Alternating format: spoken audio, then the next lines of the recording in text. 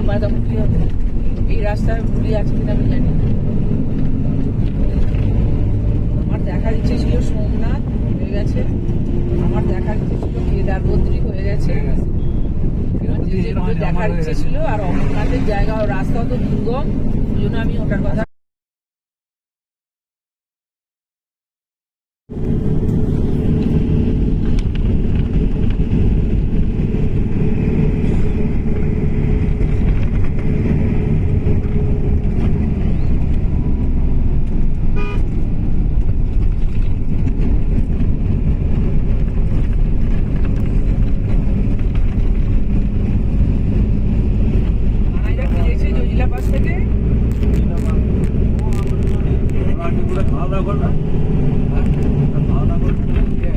তোমার বাবা জজিলা পাস থেকে ফিরেছে?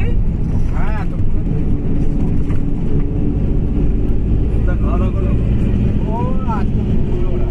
আমি বললাম খাবার নিয়ে যাও, ড্রাইভারের কথা শোনো না। বৃষ্টি হচ্ছে না না, জ্যামে পড়েছিল তখন আমরা ঢুকছি, ওরা ফিরে এসে হোটেলে খাবে বলেছিল। এবার এখান থেকে ঘুরে হোটেল যাবে, তারপর গিয়ে খাবে।